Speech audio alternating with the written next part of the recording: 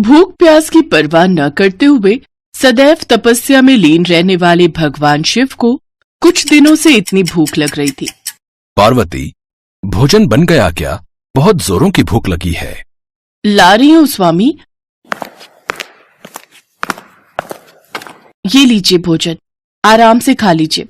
मैंने आपकी थाली में पेट भरने वाले सभी व्यंजन परोस दिए हैं। अब संध्या को ही भोजन बनेगा, तब तक मुझे नहीं लगता आपको भूख लगेगी। हाँ, ऐसा ही होना चाहिए। बहुत भूख लग रही थी। शिवजी ने थाली का भोजन समाप्त कर लिया और आधे घंटे बाद फिर बोले, पार्वती, बहुत भूख लग रही है। उस भोजन का कुछ हिस्सा बचा है क्या? नहीं, उसमें से तो कुछ नहीं बचा। सारा आपको परोस दिया था। आपको फिर भूख लग गई है क्या? हाँ, ऐसा लग रहा है जैसे कुछ खाया ही नहीं है। कुछ बना दो पार्वती, बहुत भूख लग रही है। ठीक है, मैं कुछ बना देती हूँ। अगले कुछ दिनों तक ऐसा ही चलता रहा। माँ पार्वती भोजन बनाती जाती, भगवान शिव खाते जाते। इतना सारा खाना खाने की वजह से भगवान शिव का पेट और वजन भी बढ़ गया। स्वामी, रोजाना इतना भोजन खाने की वजह से आपका पेट देखो कहाँ जा रहा है, इतना बढ़ गया है। दिन पर दिन आप पेटू होते जा रहे हो। पर ऐसा क्यों हो रहा है? मैं आपको सारा दिन भोजन बना बना कर देती रहती हूँ, पर आपकी भूख ही नहीं मिटती। कोई तो कारण होगा। कारण तो मुझे भी नहीं पता देवी पार्वती। मुझे तो बस भूख लगती है, जो असहनीय होती है। थोड़ा और भोजन ले आओ। हाँ, लाती हूँ। मुझे इसका कारण जानना होगा। नंदी, क्या तुम्हें पता है महादेव को इतनी भूख क्यों लग रही है, और ऐसी भूख जो समाप्त ही नहीं होती? माता, मुझे भी इसका कारण नहीं पता। मैं तो सोचता था केवल मैं ही अधिक भोजन करता हूं, परंतु अब तो महादेव भी इतना भोजन करने लगे हैं कि मैं भी उनके सामने कुछ नहीं। तभी नारद मुनि आ जाते हैं। मैंने आप दोनों का वार्तालाप सुन लिया है। हमें इस प्रश्न का उत्तर जानने के लिए ब्रह्मा जी के पास जाना चाहिए। हो सकता है वो इस विषय में आपकी कोई मदद कर सकें। आप उचित कह रहे हैं देवर्षि, हमें ब्रह्मा जी के पास ही चलना चाहिए। माँ पार्वती नारद मुनि और नंदी के साथ ब्रह्मा जी के पास पहुँचती हैं, पर ब्रह्मा जी के पास भी इस समस्या का कोई समाधान नहीं था। मैं खुद आश्चर्यचकित हूँ कि महादेव आखिर ऐसा क्यों कर रहे हैं। ये उनकी कौन सी लीला है? इसका उत्तर तो मेरे पास भी नहीं है। ब्रह्मदेव, हमारी सहायता कौन करेगा ताकि हम जान पाएं कि महादेव के साथ ऐसा क्यों हो रहा है? मैं तो बहुत चिंतित हूँ। देवी पार्वती, सदैव से ही भगवान विष्णु ने महादेव को परिस्थितियों से निकाला है। हो सकता है उनके पास इस समस्या का भी कोई समाधान हो। हमें विष्णु जी के पास चलना चाहिए। ठीक है ब्रह्मदेव, ऐसा ही करते हैं। माँ पार्वती सबके साथ भगवान विष्णु के लोक पहुँचती हैं और उन्हें सारी बात बताती हैं। ये तो अधिक चिंता का विषय है देवी पार्वती। इसे सुनकर तो मैं भी हैरान हूँ। स्वामी, क्या आप इस बारे में जानते हैं? मुझसे देवी पार्वती की यह व्यथा देखी नहीं जा रही। ये सब एक भक्त को दिए वरदान के कारण हो रहा है। देवी पार्वती, महादेव स्वयं अपना वरदान देकर भूल गए हैं। कौन सा वरदान नारायण? देवी पार्वती, कुछ समय पहले महादेव के एक भक्त को एक रोग हो गया था, अधिक भूख लगने का रोग, जिसका कोई इलाज नहीं था। वो भक्त बहुत परेशान था। उसने महादेव की बहुत तपस्या की, और आप तो जानते ही हैं, महादेव तो भोलेनाथ हैं। जब जब उनका कोई भी भक्त किसी संकट में होता है, तो महादेव उस भक्त का संकट या तो दूर कर देते हैं या स्वयं पर ले लेते हैं।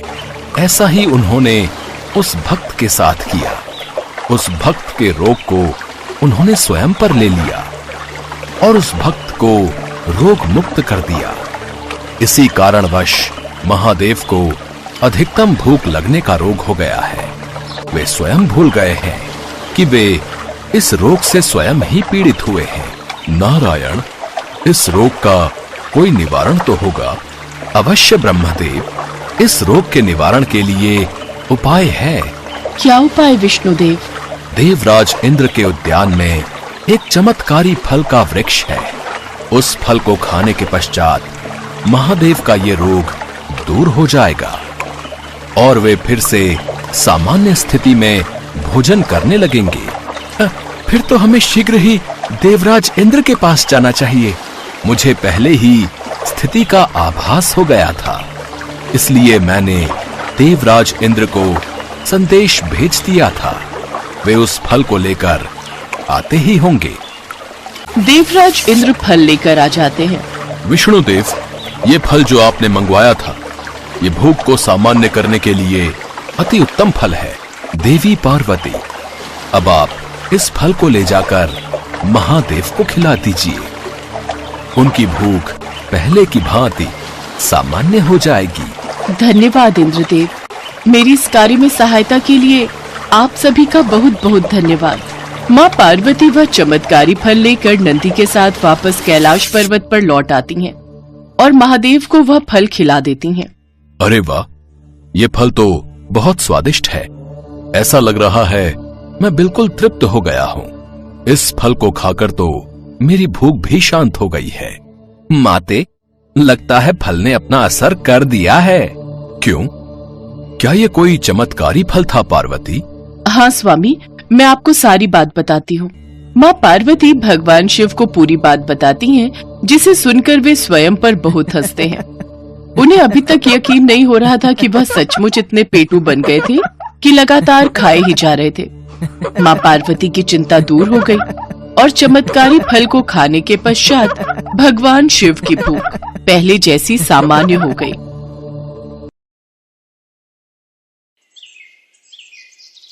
एक गांव में शिवम नाम का एक दूध वाला रहता था।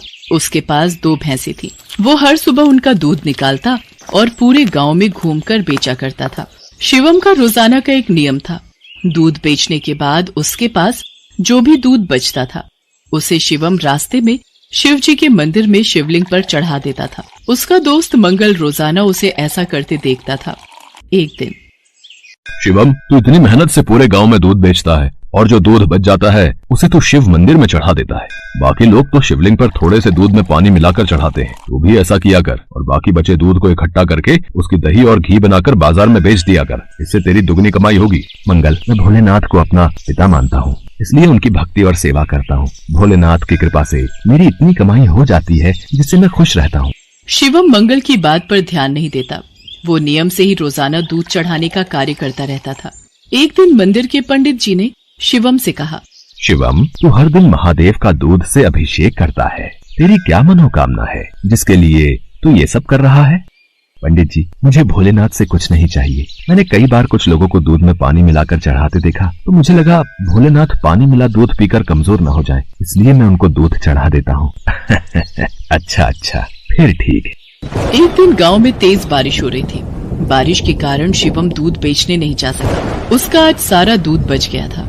उसने सोचा, आज इतना दूध बच गया है, मैं इसे शिवलिंग पर चढ़ा आता हूँ। शिवम, ये दूध तो बहुत सारा है, ये तो बहकर खराब हो जाएगा, तो फिर मैं इस दूध का क्या करूँ? पंडित जी, मैं ये दूध घर वापस भी नहीं ले जा सकता और ऐसे तो ये दूध खराब हो जाएगा। तुम एक काम क्यों नहीं करते? तुम इस सारे दूध की खीर बनाकर भोलेनाथ को भोग लगाकर गांव में खीर का प्रसाद बांट दो, इससे तुम्हें पुण्य मिलेगा। पंडित जी, ये तो आपने बहुत अच्छा विचार बताया है। मैं अभी जाकर बाजार से खीर का सामान लेकर आता हूँ। शिवम को पंडित जी की बात अच्छी लगी और वो बाजार से खीर बनाने का सामान ले आया। शिवम ने खीर बनाकर भगवान शंकर को भोग लगाया और सारे गांव में खीर का प्रसाद बांटा।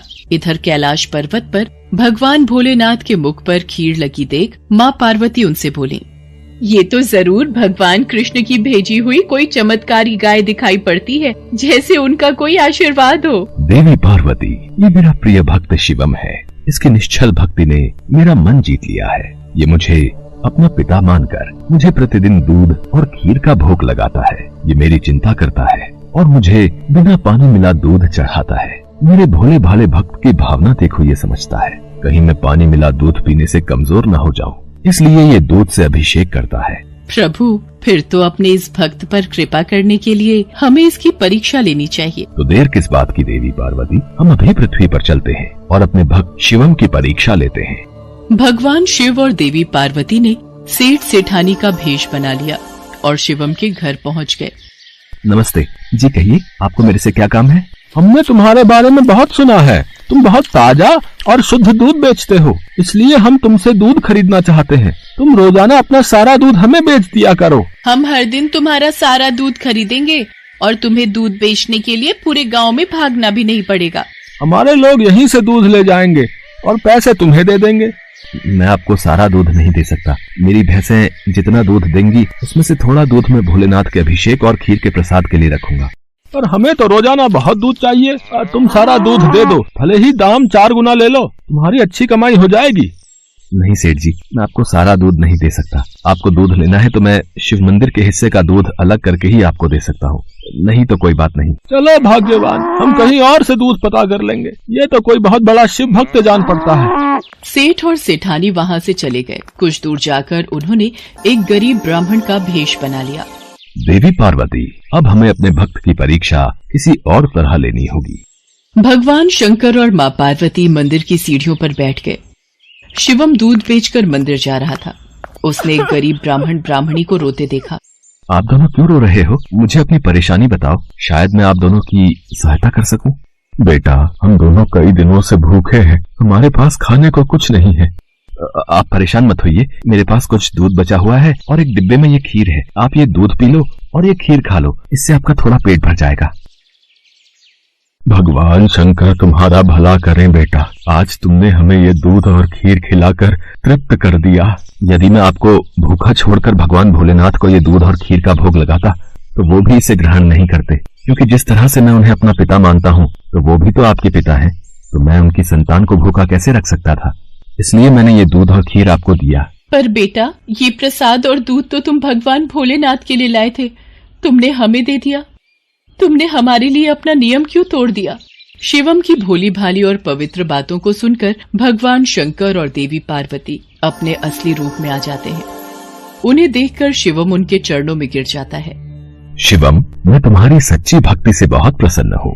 मांगो, क्या मांगते हो? प्रभु, मुझे आपकी भक्ति के सिवा और कुछ नहीं चाहिए। मुझे आपकी भक्ति करके जो खुशी मिलती है उससे बढ़कर मेरे लिए कुछ भी नहीं। शिवम, तुम मेरे सच्चे भक्त हो। आज के बाद तुम्हारे जीवन में कोई दुख नहीं रहेगा। मेरा आशीर्वाद सदैव तुम्हारे साथ रहेगा। शिवम को अपना आशीर्वाद देकर भगवान शंकर और माँ पार्वती अंतर ध्यान हो जाते हैं। उस दिन के बाद शिवम का जीवन सभी प्रकार के सुखों से भर जाता है।